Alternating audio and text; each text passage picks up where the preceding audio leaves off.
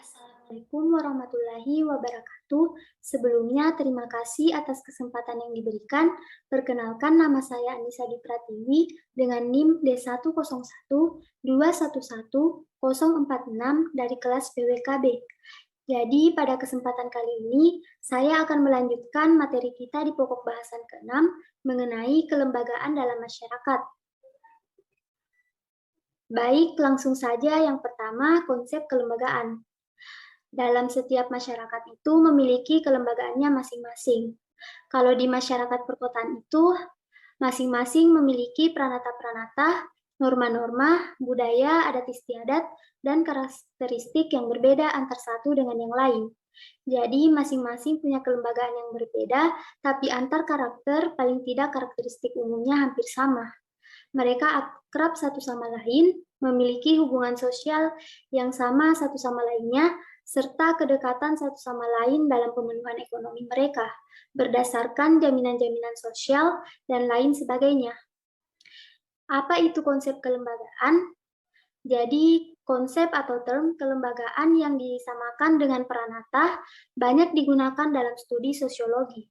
Dalam sosiologi itu disebut kelembagaan, kalau dalam ilmu-ilmu sosial atau proses dalam antropologi itu disebut pranata-pranata.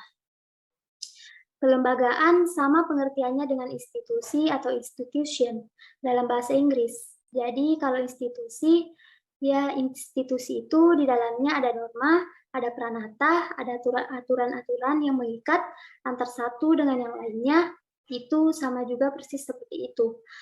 Nah, kemudian dalam studi antropologi sosial budaya, sangat dekat dengan sosiologi digunakan konsep ANS kebudayaan.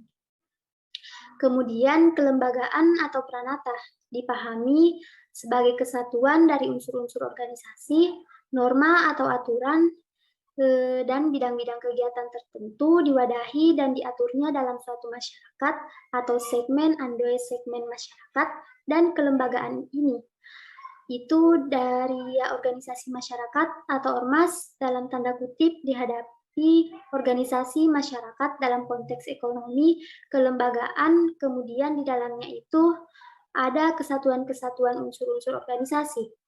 Apa itu unsur-unsur organisasi? Jadi ada ketua, misalnya kalau masyarakat nelayan ada punggawa istilahnya. Terdapat 4 kelembagaan tradisional yang bertahan dalam kebanyakan kelompok etnis di dunia, termasuk masyarakat maritim, yakni yang pertama, kelembagaan ekonomi atau economic institution.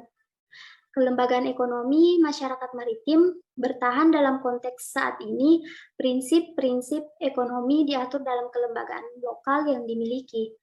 Yang kedua, kelembagaan kekerabatan atau kinship atau domestic institution. Masyarakat maritim memiliki norma-norma dalam mengatur sistem kekerabatan mereka. Masyarakat maritim menggunakan pendekatan kekerabatan dalam rekrutmen anggota di kapal. Sistem kekerabatan yang dianut oleh masyarakat nelayan di desa Pak Jukukang adalah sistem bilateral atau parental, yaitu mengakui kedua garis keturunan orang tua, bapak dan ibu. Oleh karena itu, setiap pekerjaan yang dilakukan bila membutuhkan tenaga kerja, maka terlebih dahulu mereka mengutamakan atau mencari keluarga dekatnya. Kondisi sistem endogami masih terus dipertahankan sampai saat ini, sehingga tidak jarang dijumpai dalam satu unit usaha penangkapan ikan, hampir semua anggotanya adalah satu rukun keluarga, baik keturunan dari keluarga bapak atau keluarga ibu, dari papa lele atau sebagai pemilik usaha. Menurut informan, inisial DG 50 tahun menuturkan bahwa setiap ada papa lele yang ingin membentuk usaha perikanan laut atau darat dalam hal tenaga kerja, maka ia terlebih dahulu membentuk usaha perikanan laut dengan mencari keluarga dari pihak ayah dan ibunya. Umumnya punggawa laut yang digunakan oleh papa lele atau punggawa darat adalah dari pihak keluarga dekatnya. Begitu pula penggunaan sawi dalam suatu kelompok. Bila mana tidak ada dari pihak keluarga atau di lingkungan sekitarnya, maka papa lele atau punggawa darat dibantu oleh juragan atau punggawa laut mencari atau mendatangkan tenaga kerja sawi dari luar daerahnya atau eksogami. Kecenderungan seorang papalele untuk memilih sawi atau buruh dari keluarga dekatnya didasarkan pada prinsip siri napace.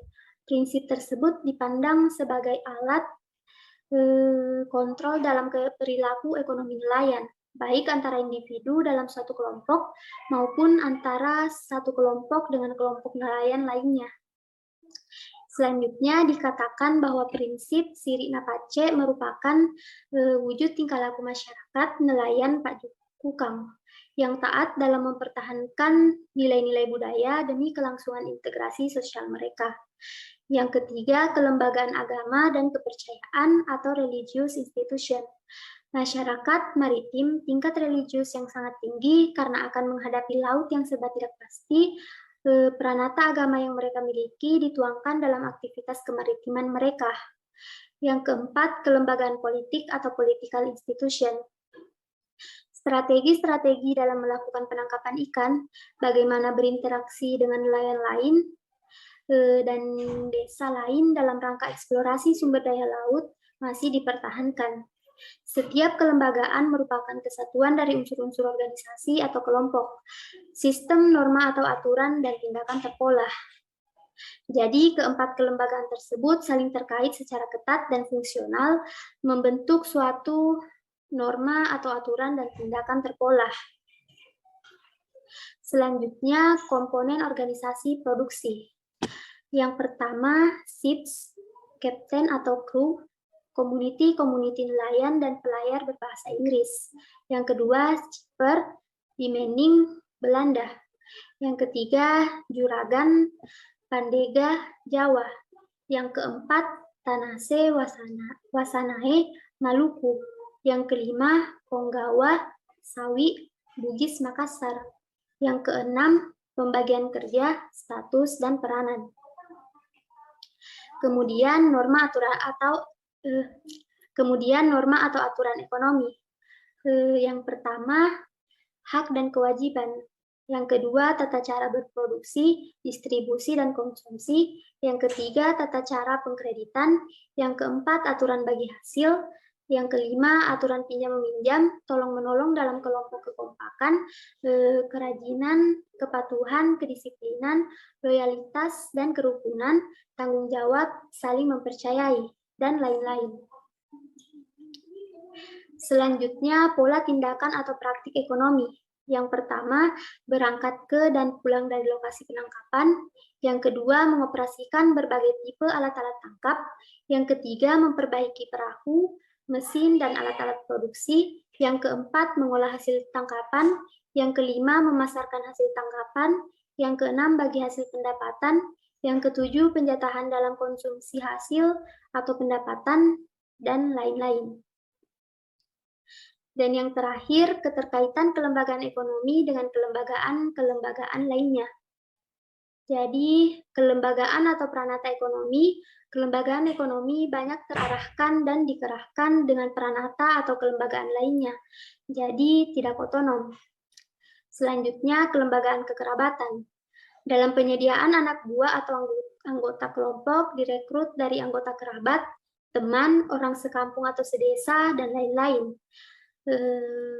Lalu, kelembagaan politik, diperlukan sistem kepemimpinan tradisional atau modern dalam pengelolaan aktivitas atau usaha ekonomi nelayan atau pelayaran.